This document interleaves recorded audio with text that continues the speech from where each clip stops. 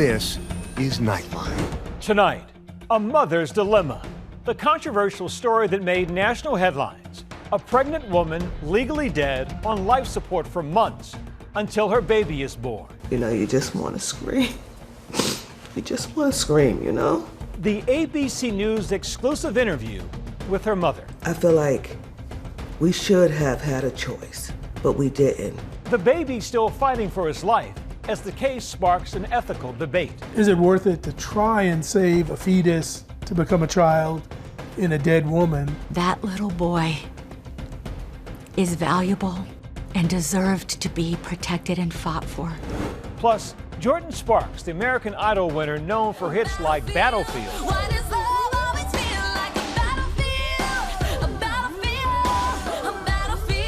Now opening up about the health scare she says nearly ended her career. Honestly, I didn't even know that existed until it happened to me. What she says about returning to the spotlight just in time for the holiday.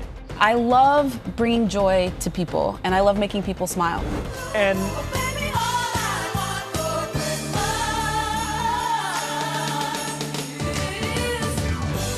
Mariah Carey's holiday classic, All I Want for Christmas Is You, tying a big record.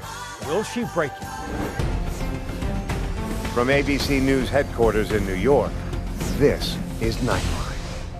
Good evening. Thank you for joining us. We're joined tonight by ABC senior political correspondent Rachel Scott with the story stirring deep emotions. Byron, and it is a tragic story. It's an example of the confusion that has happened in some states after the fall of Roe versus Wade, raising questions about what doctors and families can do in the rare instance where a woman is pregnant and legally dead. You know, you just want to scream. You just want to scream, you know? She's my daughter, my first daughter. It's an unimaginable pain that April Newkirk has held on to for months. What do you want people to know about Adriana, your daughter? She was just like a ray of sunshine. She loved her family and her friends. She was very, very smart.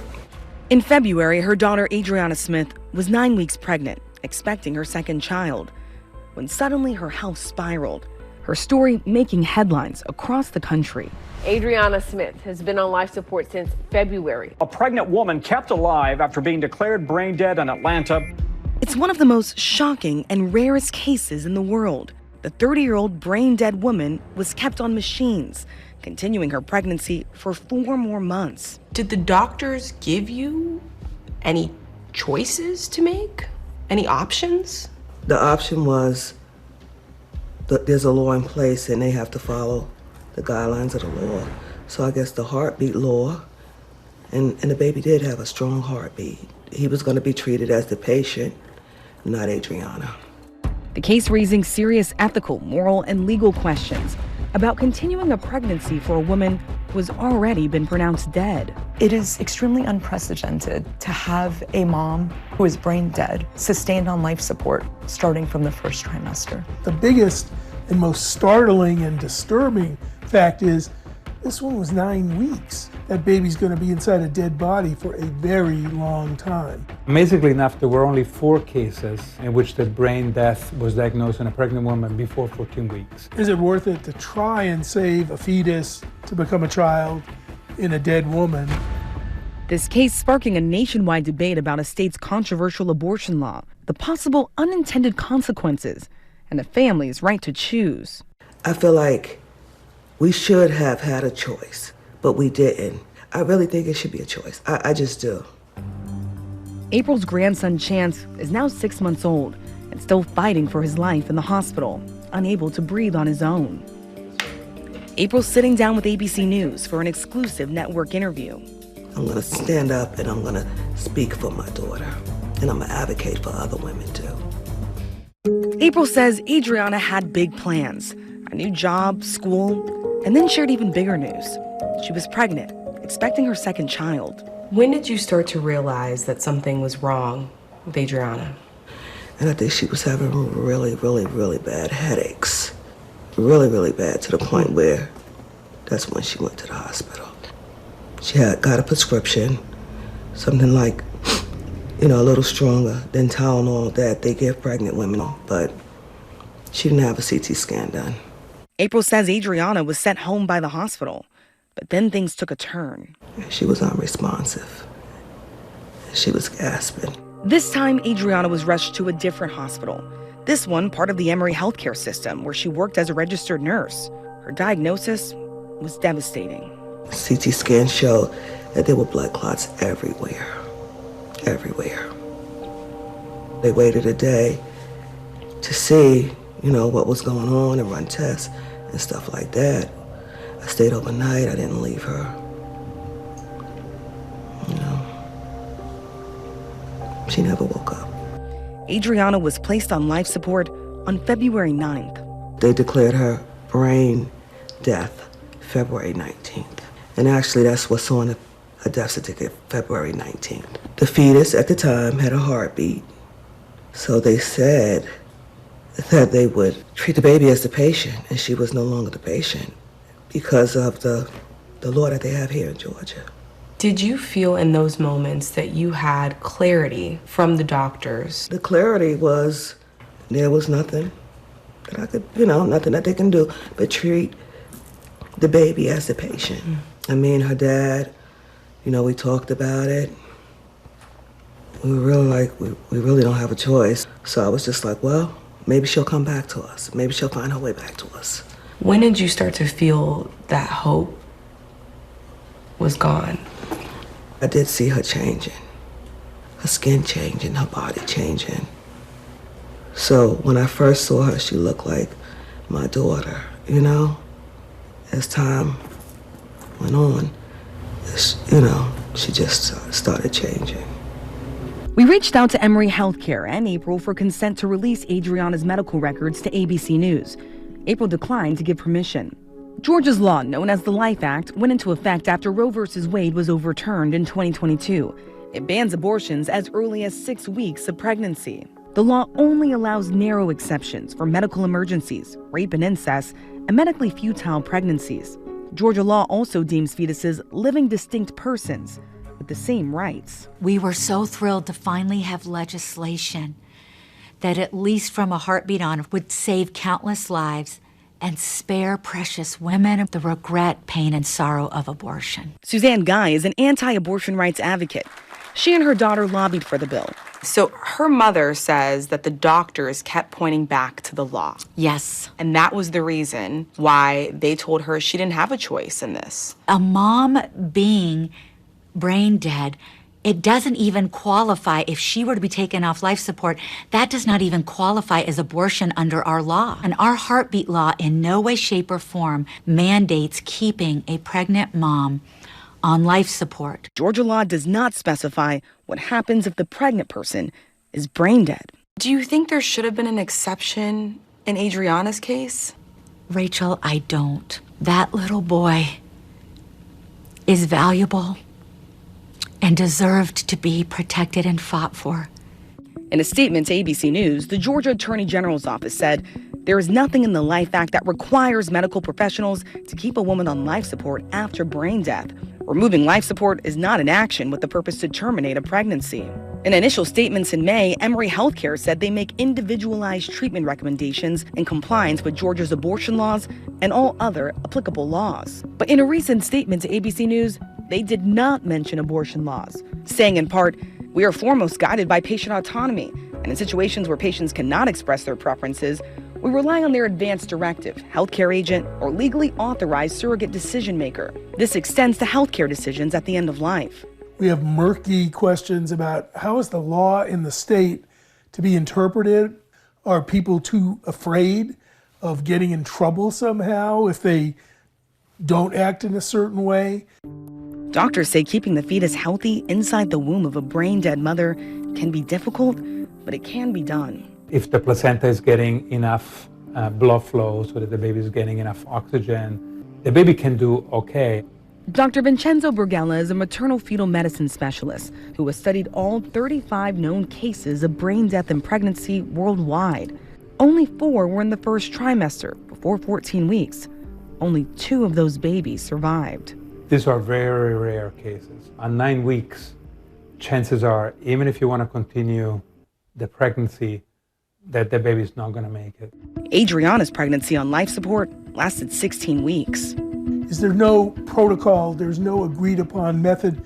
To be blunt, we don't know what we're doing. I'd be worried if we presented this as a treatment. It's not, it's an experiment.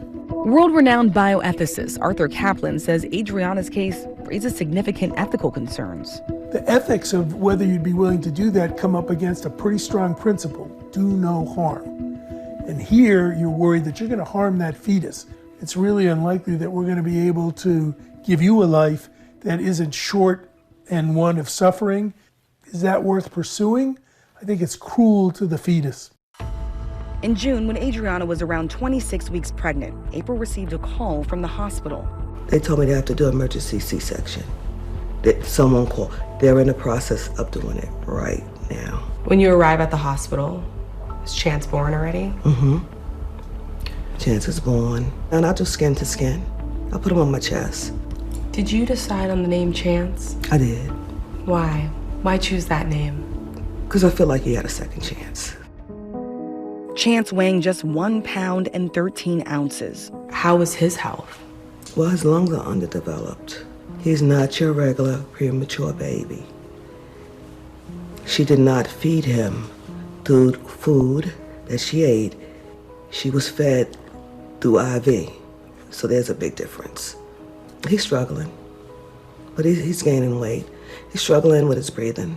These babies can be for months in the hospital, can have lung problems, heart problems, eye problems, ear problems. May need to be on oxygen for a long, long time. Those born less than 28 weeks are 10 times increased risk of cerebral palsy. These babies are also at increased risk of intellectual disabilities. 4 days after baby Chance was delivered, Adriana was taken off ventilation. This was one of those emotional last moments. Can I ask what those final goodbyes were like? It was hard. It was hard. It was hard. It was hard. And every day I think about her, every day. Baby Chance, now 6 months old, weighing just 11 pounds. He's still in the NICU and still cannot breathe on his own. April says he won't be coming home anytime soon. Each case needs to be fully discussed with the families because ultimately they're left with that hardship if the baby's able to make it past the NICU discharge. April is also raising Adriana's 7-year-old son, Chase. When he asks about her now, what do you tell him about her? That God needed her more. For April, it's not just about the loss of her daughter, but women across the country, hoping her pain can help spare someone else. When you think about Adriana, what do you think she would have wanted in this scenario? She would have wanted for her parents to have a choice to make the decisions for her because she couldn't. That's what she would have wanted. Rachel, this story sparks so much pain and so many questions. What's the hospital say about how it treated this case? Well, Byron, we did ask Emory for specific details on the decisions made around Adriana's care. They went to the family and asked to waive the privacy rights, but were turned down. But what we do know tonight is that baby Chance is still in the hospital and still unable to breathe on his own. Rachel, thank you so much for covering this story with so much grace and clarity. We appreciate it. Thanks. And we'll be right back.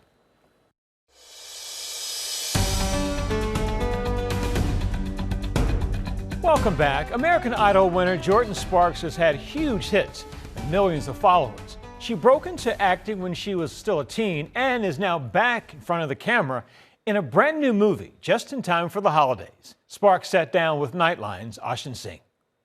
Jordin Sparks, welcome to Nightline. Thank you for having me. I want to just first talk about what a journey it's been for you, because in the past couple of days, I think you just posted that it's the anniversary of your debut album, Jordin Sparks. Yes. We're coming up on 20 years, and you're giving fans that extra dose of nostalgia, too. I mean, you took the stage with the Jonas Brothers to perform No Air in Phoenix.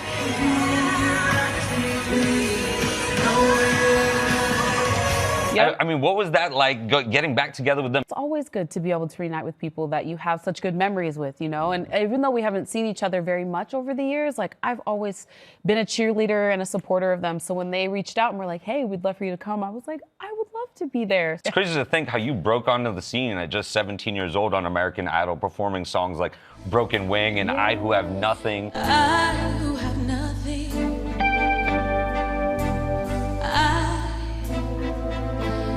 I who have no one. What made you want to try out for that show? I was a huge fan, obviously, and I also believed in myself. I believed if I made it onto the show that I could win, but so many variables had to line up for that to happen. So when they called my name, I really was in shock. I couldn't believe that my life had just changed. Jordin Sparks!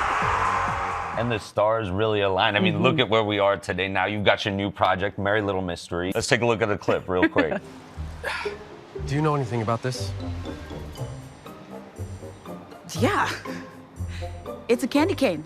They're delicious. You should try one sometime. This movie is so fun. What is it about holiday films for you? Because this isn't your first one. I love bringing joy to people, and I love making people smile. So for me to be a part of something like this movie, where it's warm fuzzies and there's romance and it's a happy ending, who doesn't like that? It's crazy to think that it all started with your acting debut back in 2012 and Sparkle alongside Whitney Houston. Yes. How special was that opportunity for you as a young performer? I mean, I loved her as a vocalist. I loved her as an actress, and then I was able to experience her as a human, and I really, really adored her. She made such an impact on me, and I carry her with me ever since then. Yeah, I think when people think about this journey that you've had, they don't think about some of the struggles that you have actually faced. But when you dropped Tattoo, when you dropped No Air, yes, you had vocal hemorrhaging. Yes, honestly, I didn't even know that existed until it happened to me. I did not know that was something that could happen. But it makes sense when you kind of look at it. I got on Idol and we were singing a song weekly and there was a lot of pressure there. But then after that, I went on the Idol tour and I'd never been on tour before. And that's almost every other day performing 14 songs a night. I wasn't warming up. I wasn't eating right. I wasn't getting much sleep. I was talking all day, doing press. And all of those things definitely just compounded. And then one day I was doing sound check for a performance and all of a sudden I just couldn't get to where I knew my voice could go. And it was a lot, but it taught me that you really have to take care of yourself. Jordin, it was amazing not just seeing you on screen, but to hear your voice again. Thank you so much for joining us. No, thank you for having me. And Merry Little Mystery is now streaming on the Roku channel. Our thanks to Ashin. When we come back, There is just one thing I need. Mariah Carey's holiday classic, All I Want for Christmas Is You, notching the Queen of Christmas a place in the record books. I just want you for my. And finally tonight, Mariah Carey's modern classic ties a record. It's our Nightline.